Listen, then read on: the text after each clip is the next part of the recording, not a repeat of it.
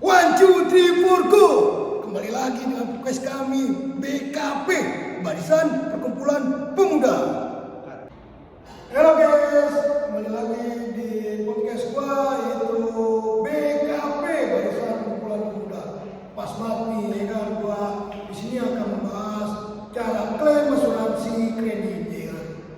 Ini ada brother gue nih, ya kan, dia yang pernah mengalami lah, ya kan, cara klaim asuransi kredit.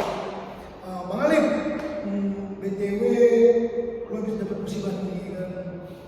Kayak lu pernah mengalami jalan motor nih, ya kan? Nih, tolong gimana sih cara klaim asuransi kredit motor ini? Nah, jadi sebelumnya buat kawan-kawan yang harus lebih hati-hati barang apapun yang kita simpan. Jadi harus taruhnya banyak-banyak gitu kan. Banyak banget sekarang orang-orang yang bensin itu ya. Sering terjadi loh. Manis apa? Iya. Itu baru tinggalin bang. Gua bisa bentar pas hilang bang.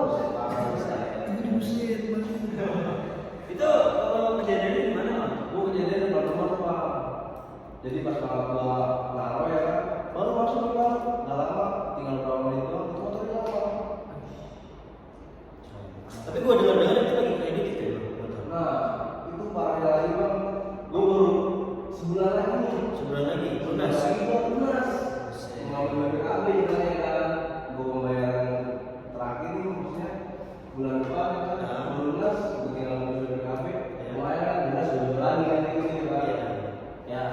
Dari ibu ya bang, dan akhirnya brengsek cuma maling tuh. Dan akhirnya gua kehilangan itu kan harus lapor 2 kali, 20 Sempat kali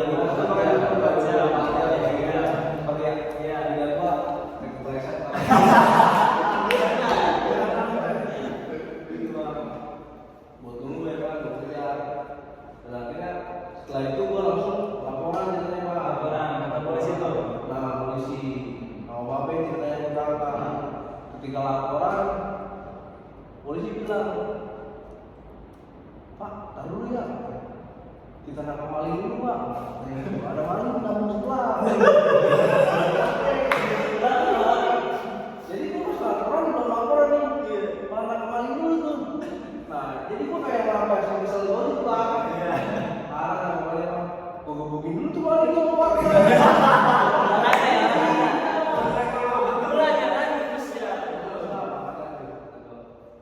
Nah setelah gue udah nangkap maling tuh ya, ngurus maling kelar tuh, baru tuh gue laporan, gimana kejadiannya gini.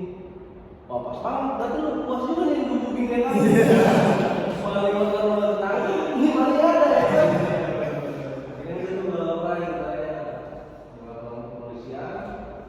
Setelah itu gue langsung laporan ke leasing. Pihak leasing itu, dari pihak leasing kan ada asuransi tuh bang. Nah dari pihak asuransi turunnya berapa nih? Dan itu kan diperhitungkan kan, diperhitungkan dari pihak asuransi itu cuma turun sekitar 2,4 Dari harga motor ya tadinya ya sekian lah, 30-an. bisa jadi. Kalau itu dari harga motor apa dari harga cicilan yang udah kita masuk nih? Cara premium ini. Nah kalau untuk perhitungan sih gue kurang paham juga ya bang, makanya gue rada kecewa sih.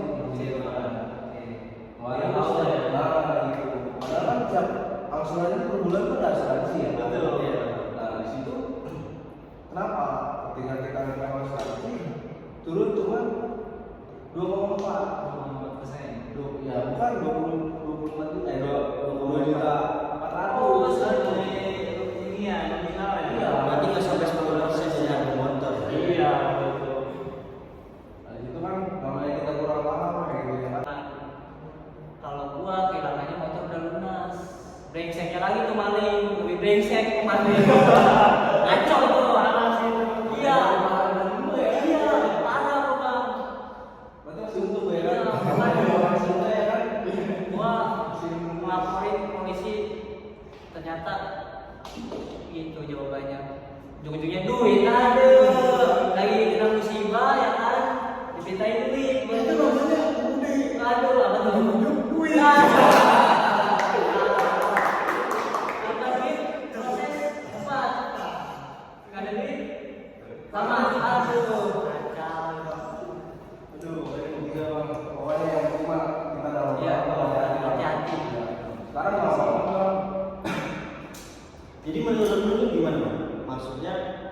asuransi kredit ini rugi ikut asuransi kredit atau menguntungkan menurut pendapat lu ya? Kalau untuk pendapat gue sih, karena gua nggak begitu paham makanya dengan tata cara tersebut, ya gue ikut aja. Nah, yang nggak gua paham itu perhitungan itu lah. Agak kecewa ya dengan turunnya uang Dan asuransi. setiap bulan itu gua bayar angsuran plus Asuransi. Asuransi. berapa? Turunnya cuma 2,4. Nggak mengecewakan. Biasanya kalau kemarin itu temen gue malah kerusakan bang. Dia kerusakan motor, tapi harus di setara dengan 75% kerusakan. Itu baru bisa Diklaim asuransinya. Dia klaim asuransi itu ya bukan berganti unit sih bilangnya ya, semacam perapian lah. Perbaikan Pas kan. Betul ya, pas rusak ya. Kayak gue juga masih bingung nih kan dengan apa perhitungannya seperti apa ya untuk masalah asuransi kredit ini. Karena asuransi kredit ini bang sebenarnya bukan kita sendiri yang mau ya, karena kan sudah Salah. oleh pihak Yang listrik. leasing. Kalau gua kehilangannya motor udah lunas. Brengseknya lagi tuh maling, lebih brengsek kemarin. Ngaco tuh alas itu. Iya. Iya, parah kok bang. berarti masih untung gue Iya, ya. makanya. Maksudnya ya kan. Gua ngelaporin polisi, ternyata itu jawabannya. Ujung-ujungnya duit, aduh. Lagi kena musibah ya kan, dipintain duit. Nah, itu namanya udah Aduh, apa tuh? ujung duit. Kata duit, proses cepat. Nggak ada duit, sama. Aduh, kacau. Aduh, dari ketiga bang. Pokoknya yang cuma kita dalam. Iya, hati-hati. Sekarang nggak apa-apa. Jadi menurut lu gimana bang? Maksudnya untuk asuransi kredit ini rugi ikut asuransi kredit atau menguntungkan menurut pendapat lu ya? Kalau untuk pendapat gue sih, karena gua nggak begitu paham makanya dengan tata cara tersebut, ya gue ikut aja. Nah, yang nggak gua paham itu perhitungan itu lah. Agak kecewa ya dengan turunnya uang Dan asuransi. setiap bulan itu gua bayar angsuran plus Asuransi. Asuransi. berapa? Turunnya cuma 2,4. Nggak mengecewakan. Biasanya kalau kemarin itu temen gue malah kerusakan bang. Dia kerusakan motor, tapi harus di setara dengan 75% kerusakan. Itu baru bisa Diklaim asuransinya. Dia klaim asuransi itu ya bukan berganti unit sih bilangnya ya, semacam perapian lah. Perbaikan Pas kan. Betul ya, pas rusak ya.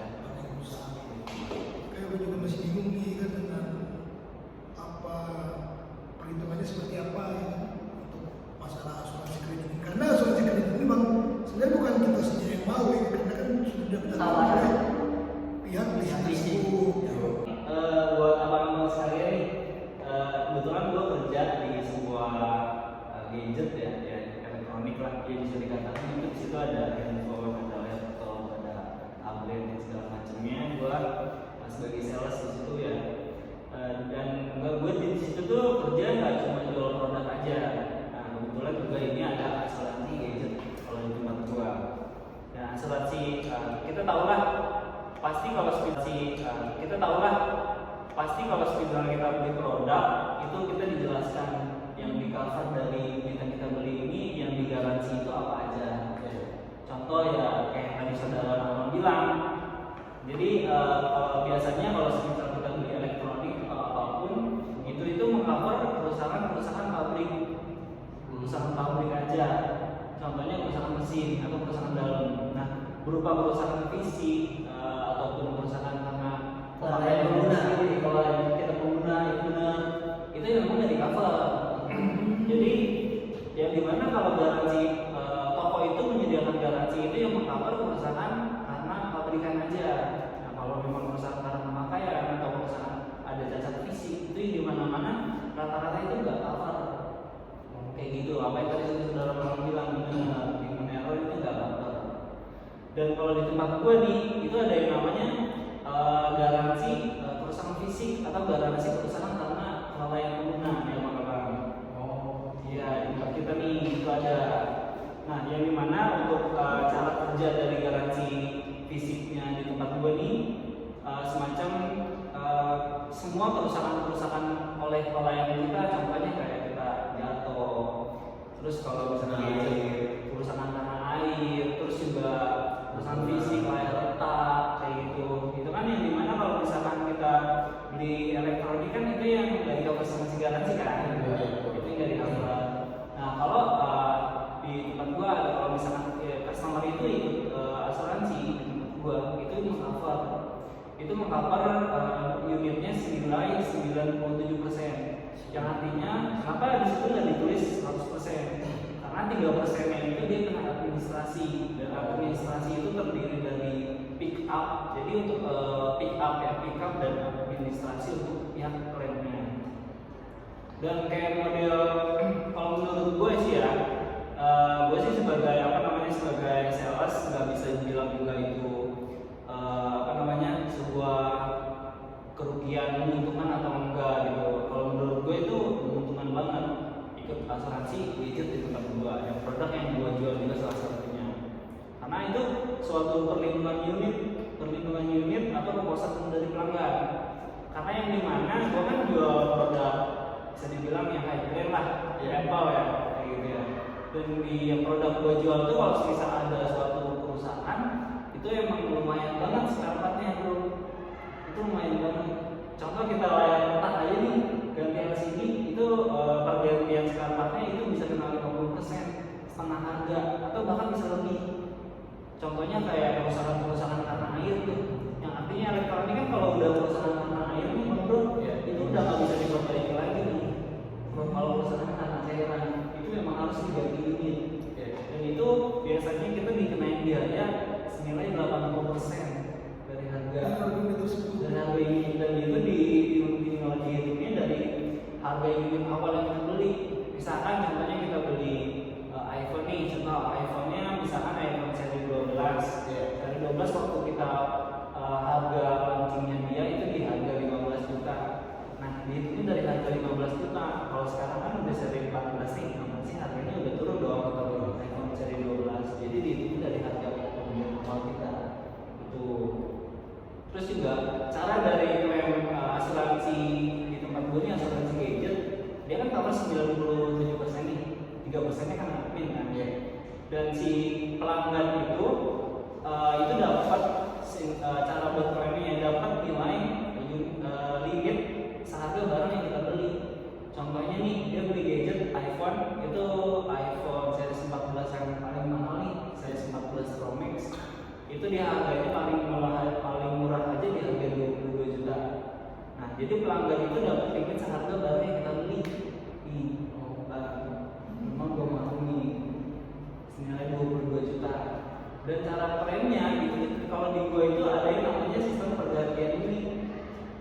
Ada sistem pergantian unit dan ada juga sistem pergantian startup. Contoh kecilnya nih, kita terjadi kecelakaan, pegang handphone jatuh, tiba-tiba layar retak nih. Nah, layar retak itu kan kerusakan sebagai part aja sebetulnya, nggak harus diganti unit dong, bener kan?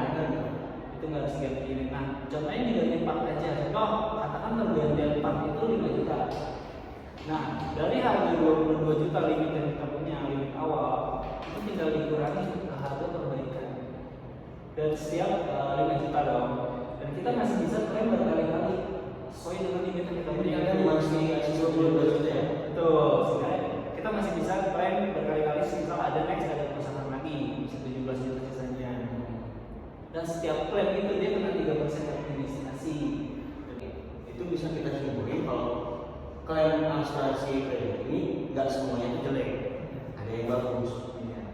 Bisa gue juga punya pengalaman kayak kerja di HP salah satu toko kafe di Sumatera. Itu ada juga namanya garansi, dan itu nggak seenak yang dijelasin sama Pak Reja. Itu lebih susah lagi. Berarti balik lagi sama diri kita sendiri. Iya. Iya, kita harus ada kita daerah. Terus juga kita harus tahu tuh untuk melihat siapa nih yang dibalik